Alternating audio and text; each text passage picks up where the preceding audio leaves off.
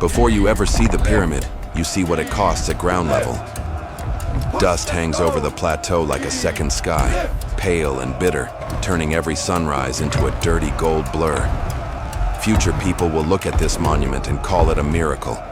From where you stand, it begins as men counted before dawn, bent under rope, sledges groaning over packed earth, and a long trail of footprints stamped into mud that dries harder than pottery by noon. If you are one of the laborers sent here, the first truth is simple. This wonder is not born on the horizon. It is built in your lungs, your shoulders, and your next aching step. You wake before the heat becomes a weapon, because the work begins before your body is ready and ends long after it stops caring. Around you, the workers' settlement coughs itself into motion.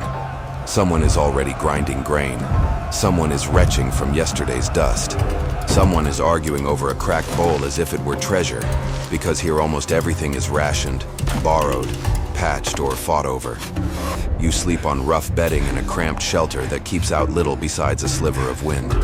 There is no grandeur in the workers' quarter, no sacred silence, no polished stone.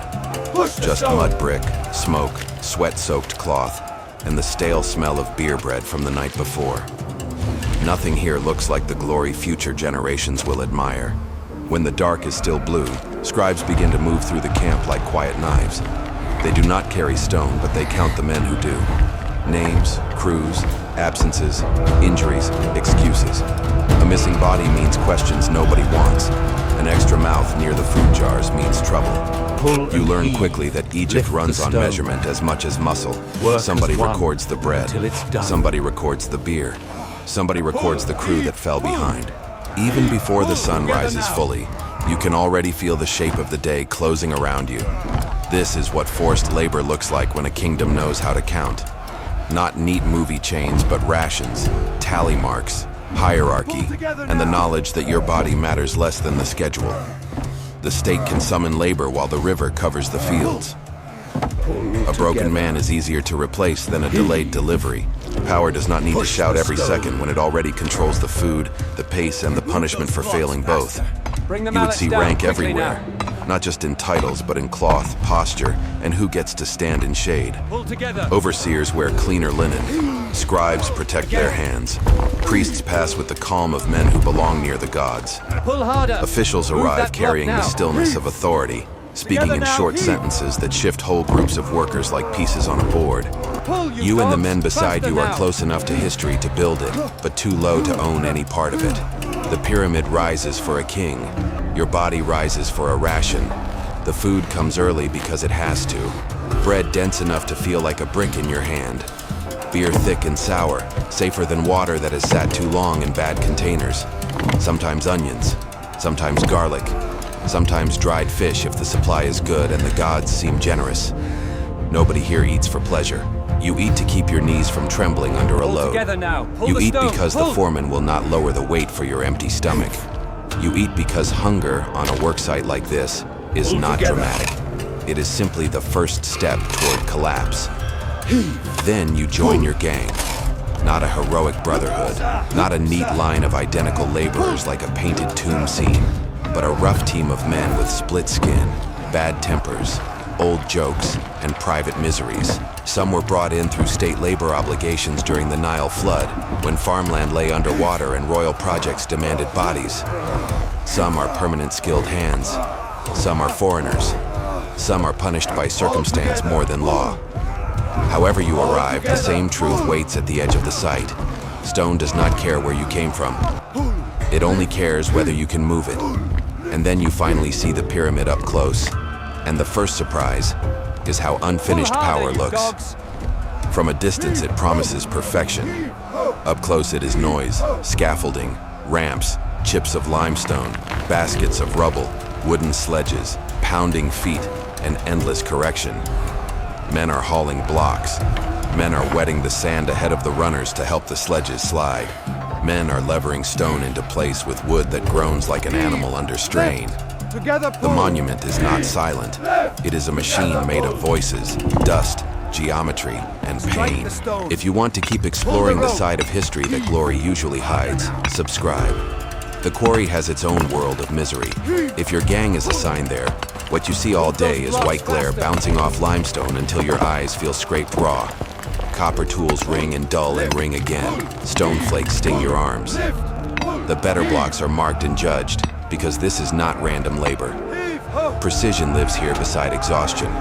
Every cut matters. Every angle serves somebody's plan. You may not understand the full design, but you understand immediately when a supervisor curses over a damaged edge. A mistaken stone can waste the labor of dozens of men. If you are on hauling duty, the rope becomes your real master. It burns your palms through cloth. It digs into your shoulder if you help guide the pull. When the order comes, everybody leans at once, and for a few ugly seconds, the whole crew turns into one creature with many legs and one desperate breath. The sledge jerks, sticks, then slides. Sand spits out from the runners. Water splashes underfoot. Someone grunts, someone prays, someone slips and nearly drops the rhythm for everyone. That is the terror of group labor. One weak step can become everybody's punishment. By the time hauling begins, nobody needs to explain coercion to you. It is built into the ration jars, the tally marks, and the foreman's stare when progress slows. It is there in the way the state can summon labor while the river covers the fields, and in the fact that a broken man is easier to replace than a failed delivery. Hollywood imagines chains because chains are easy to picture. Reality is more efficient. Reality is schedules, hierarchy, hunger, debt, duty, and the crushing weight of being too ordinary to stop the work. By mid-morning, the plateau starts to shimmer. Heat rises off the stone and earth in waves that make distance look liquid. Linen clings to your back. Dust sticks to the sweat on your neck until you feel coated in a second skin. Your mouth turns dry even when you drink. The men who speak less wisely are saving moisture and strength. The men who joke are often the most tired because laughing is cheaper than despair. Even the air seems sharpened. You inhale chalk, hot grit, and the smell of men who have already worked half a lifetime before reaching middle age. What you would notice more than anything is repetition. Pull, reset, lift, we must finish brace, the great work. Shout, adjust, pull again. Pull together. History later remembers the finished outline and forgets the thousands of nearly identical motions hidden inside it. There are no dramatic revelations in the middle of the day, only accumulated strain. Ankles throb, wrists swell, lower backs stiffen until standing straight feels luxurious. The men beside you stop being individuals for a while and become signs of endurance. A scarred shoulder, a missing tooth, a cough, a limp that grows worse with each trip up the ramp. The ramps are where the pyramid becomes personal. On level ground, the load is hateful. On an incline, it feels impossible. The angle steals your breath and insults your balance. Loose gravel betrays your footing. The sledge seems to grow heavier with each cubit gained, as if the monument itself is dragging it back. Orders bounce off stone. Foremen scream for rhythm. Teams behind you wait with open resentment because every delay slows another delivery. When a block finally reaches its place, nobody celebrates. You are already thinking about the next one. You would see specialists too, and they would teach you something cruel about civilization. The closer the work gets to precision, the cleaner the hands often look.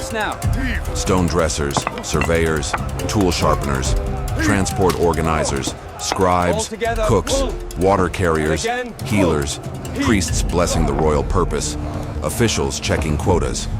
A pyramid is not built by brute force alone. It is built by administration so effective that suffering can be divided, measured, supplied, and continued for years. Even misery here has logistics. At some point you look down from the work line and see the camps, the storage areas, the paths cut by thousands of sandals, the river traffic in the distance, and beyond that, the greener world where ordinary life pretends to continue. That view is almost insulting. The Nile still glitters. Birds still skim the water. People farther away still cook, trade, marry, gossip, and sleep without hearing hauling chants in their ears. Move those blocks. It reminds you that the pyramid is not the whole of Egypt.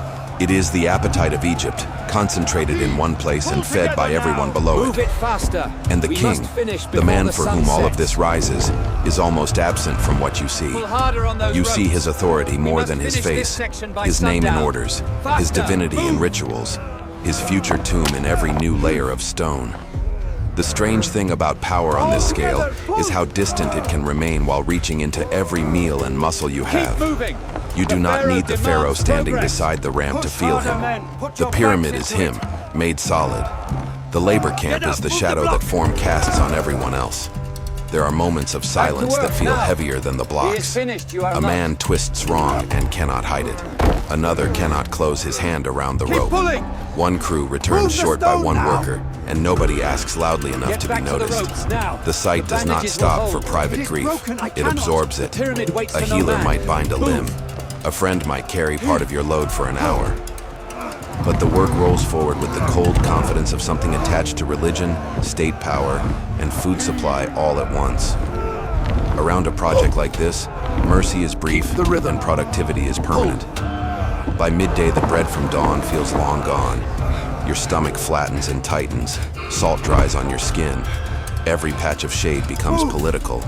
Men edge toward walls, sledges, stacked ropes materials. Anywhere a shadow falls for a few breaths. Water matters so much that even the sound of a jar being opened can turn heads. Will not build You learn to itself. read faces quickly.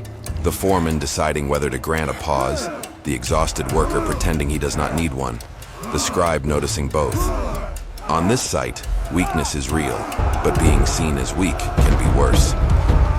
What future people may never understand is how much of the day is spent looking at other men's backs. Move the stone. Bent now. backs, straining Pull together. backs, dust-striped backs, backs shining with sweat under the sun. The human body becomes landscape here. Shoulder blades move like hinges.